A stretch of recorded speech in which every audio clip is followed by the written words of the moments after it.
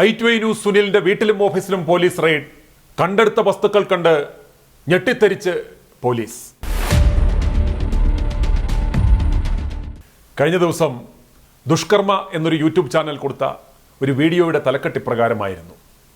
i2i news channel ഉടമ സുനിലിന്റെ വീട്ടിലും ഓഫീസിലും പോലീസ് റെയ്ഡ്. തുടർന്ന് ഉപജീവനത്തിന് പേര് മാറ്റി നൈറ്റിയിട്ട പഴയ ഒരു ജോജു പാച്ചര് എന്തൊക്കെയോ വിളിച്ചു പറയുന്നുമുണ്ടായിരുന്നു.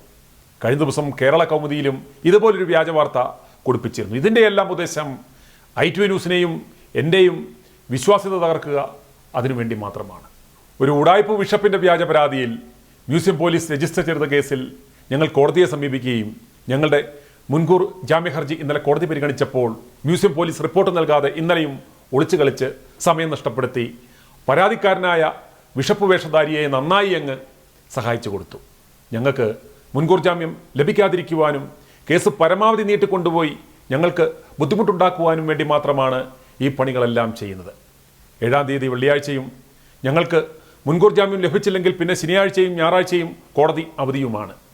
2 ദിവസമെങ്കിൽ 2 ദിവസം പിടിച്ച് അകത്തിടുക എന്ന ലക്ഷ്യത്തിലായിരുന്നു ഇവർ. ഞങ്ങൾ കരുതിയ പോലെ തന്നെ 3-4 വണ്ടി പോലീസ് ഞങ്ങളുടെ ഓഫീസിൽ കഴിഞ്ഞ ദിവസം എത്തി. എന്നെ അറസ്റ്റ് ചെയ്യുന്നത് ഷൂട്ട് ചെയ്യുവാൻ വലിയ ക്യാമറയും സംവിധാനങ്ങളും ഒക്കെ ആയിട്ടാണ് അവർ എത്തിയത്. അവർ അവിടെ എത്തി ഏതോ ഒരു കൊടുങ്ക്രിമിനലിനെ തിരയുന്നത് പോലെ അവിടെ മുഴുവൻ തപ്പി നടന്നു. വലിയ പട്ടിഷോകൾ കാണിച്ചു. അടുത്ത വീടുകളിലൊക്കെ കയറി എന്നെക്കുറിച്ച് വളരെ മോശമായി സംസാരിച്ചു. അങ്ങനെ പറഞ്ഞു വിട്ടവനോടുള്ള കൂറ് അവർ കാട്ടി. ഞാൻ വീണ്ടും പറയുകയാണ് മ്യൂസിയം പോലീസുകാരോട്, നിങ്ങൾ എന്ത് തെളിവിൻ്റെ അടിസ്ഥാനത്തിലാണ് ഞങ്ങൾക്കെതിരെ FIR ഇട്ടിരിക്കുന്നത്?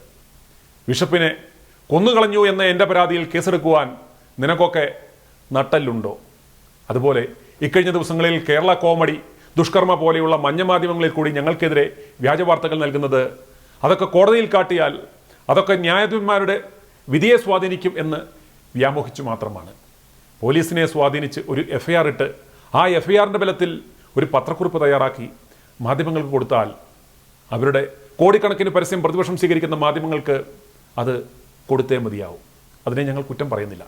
അപ്രകാരം തീവട്ടികൾ കൊടുത്ത പത്രക്കുറിപ്പനുസരിച്ചുള്ള വാർത്ത നൽകിയാൽ അത് വായിക്കുന്ന നല്ലൊരു പക്ഷം ജനങ്ങളും, എന്തിന് ജഡ്ജിമാർ പോലും കരുതും ഞങ്ങൾ ബ്ലാക്ക്മെയിൽ ചെയ്യുന്ന ഏതോ കൊടും കുറ്റവാളികൾ ആണെന്ന്. അത്തരമൊരു മുൻവിധി ഉണ്ടാക്കിയെടുക്കുവാൻ സാധിച്ചാൽ കോടതിയിൽ നിന്ന് ഞങ്ങൾക്ക് മുൻകൂർ ജാമ്യം ലഭിക്കില്ല എന്ന കണക്കുകൂട്ടലിലാണ് ഇവർ ഇത്തരം വ്യാജ വാർത്ത പ്ലാൻ ചെയ്യുവാൻ ശ്രമിക്കുന്നത്. ഇത്തരം വ്യാജ വാർത്തകൾ കൊടുക്കുവാൻ ഇവരെ സഹായിക്കുന്നത് തലസ്ഥാനത്തെ ഇപ്പോൾ ഷെഡിൽ കയറിയ ഒരു മാധ്യമ വേശ്യയാണ്. ഇയാൾ മുൻപിരുന്ന മാധ്യമത്തിലൂടെ KP യോഹന്നാനെതിരെയും ഇവരുടെ തട്ടിപ്പുകൾക്കെതിരെയും നിരന്തരം വാർത്തകൾ ചെയ്തുകൊണ്ടിരുന്ന ആളാണ്. ഒടുവിൽ ഇവരുമായി ഒരു സഖ്യമുണ്ടാക്കി. KP യോഹന്നാൻ്റെ സഹായത്തോടെ ഇയാൾ ഒരു ചാനലും തുടങ്ങിയിരുന്നു. അതിൻ്റെ CEO-യുമായി. ഗണപതിക്ക് വെച്ചത് തന്നെ കാക്ക കൊണ്ടുപോയി എന്ന പഴഞ്ചൊല്ലുപോലെ ആദ്യം ടെലികാസ്റ്റ് ചെയ്ത വ്യാജ വാർത്ത തന്നെ പൊട്ടിപ്പൊളിഞ്ഞു. മന്ത്രി ശശീന്ദ്രനെ ഹണി ട്രാപ്പിൽപ്പെടുത്തിയ ഒടുക്കം മാധ്യമ വ്യഭിചാരിയും കൂട്ടാളികളും അറസ്റ്റിലായി. ഇപ്പോൾ ആ ചാനലും പൂട്ടി. പത്രസ്ഥാപനത്തിൻ്റെ തമ്പാനൂരിലെ ഓഫീസും ജപ്തിയായി. സ്ഥാപനം പൊളിഞ്ഞു. മുതലാളിമാർ പിച്ചച്ചട്ടി എടുത്തുവെങ്കിലും ഈ മാധ്യമവേശ്യ ഇന്ന് കോടീശ്വരനാണ്. ഇയാളാണിപ്പോൾ ഈ ഉപജാപക സംഘത്തിൻ്റെ മാധ്യമ ഉപദേഷ്ടാവ്. ഇയാൾ മുഖേനയാണ് ദുഷ്കർമ്മ, കേരള കോമഡി പത്രങ്ങളിൽ ഞങ്ങൾക്കെതിരെ വ്യാജവാർത്ത വന്നത്. KP യോഹന്നാൻ്റെ തട്ടിപ്പുകൾക്കെതിരെ നിരന്തരം പ്രതികരിച്ചിരുന്ന SV പ്രദീപ് എന്ന മാധ്യമപ്രവർത്തകൻ്റെ ദുരൂഹമായ മരണത്തിലും അദ്ദേഹം സേവനമനുഷ്ഠിച്ചിരുന്ന ചാനലിൻ്റെ ഉടമ ജസ്റ്റിൻ്റെ ദുരൂഹമായ മരണത്തിലും ഈ മാധ്യമ വ്യഭിചാരിയുടെ ശക്തമായ കരങ്ങൾ ഉണ്ട്. കൊട്ടേഷൻ കൊടുത്ത് ടിപ്പർ ഇടിച്ചു കൊന്നതിന് ശേഷം മറ്റൊരാളെ ഡ്രൈവറായി പ്രൊഡ്യൂസ് ചെയ്താണ് ആ കേസിൽ നിന്നും രക്ഷപ്പെട്ടത്. ഭക്ഷ്യവിഷബാധ എന്ന് സംശയിക്കാവുന്ന തരത്തിൽ രാസവിഷം നൽകിയാണ് ജസ്റ്റിനെ കൊലപ്പെടുത്തിയത്. PTP നഗറിൽ ഒരു മാടക്കടയിൽ വട്ടുസോഡ നിറച്ചുകൊണ്ട് കുടുംബം പുലർത്തിയിരുന്ന ഒരു പാപം നായരുചേട്ടനായിരുന്നു ഈ മാധ്യമ വ്യഭിചാരിയുടെ അപ്പൻ. ഒരു മഞ്ഞപ്പത്രത്തിൽ പത്രാധിപരുടെ സഞ്ചിയെടുക്കുവാൻ വന്ന ഇയാൾ ഇന്ന് കോടീശ്വരനാണ്. വർഷങ്ങളായി പ്ലാൻ തയ്യാറാക്കി KP യോഹന്നാനെ ഇല്ലാതാക്കിയവർ അവർ തയ്യാറാക്കിയ പ്ലാനുകളും പദ്ധതികളും ഉദ്ദേശിച്ചതുപോലെ നടത്തുകയും KP യോഹന്നാനെ ഇല്ലാതാക്കുവാനും അവർക്ക് സാധിച്ചു.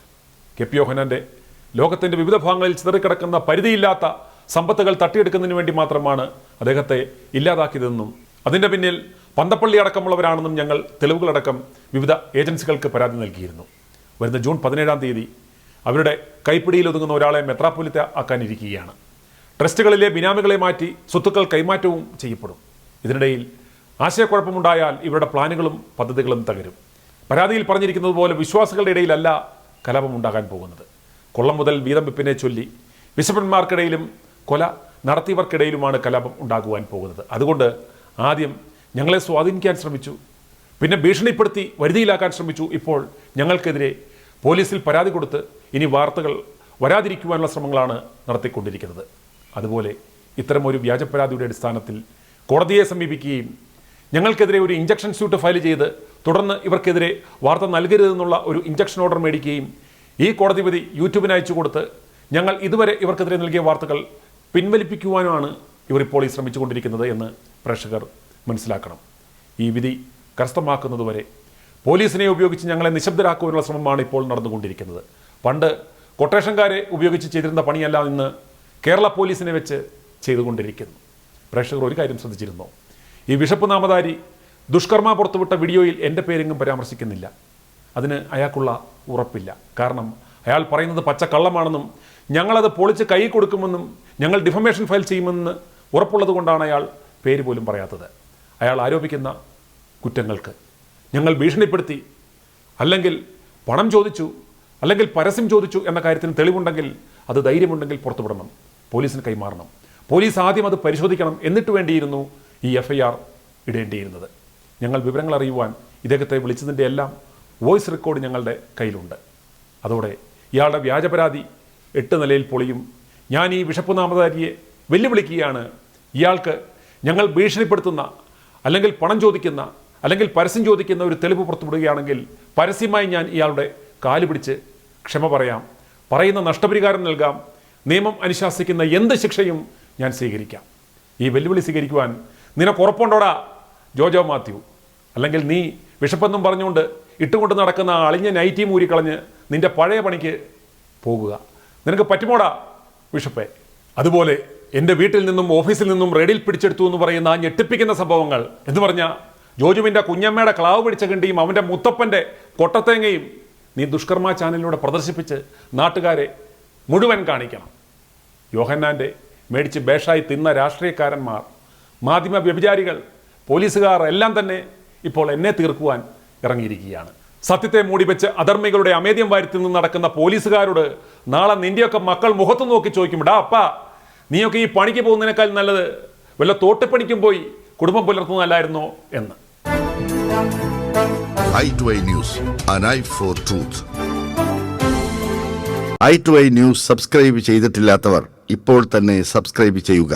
നോട്ടിഫിക്കേഷൻ ലഭിക്കുവാൻ ബെൽ ബട്ടണും അമർത്തുക.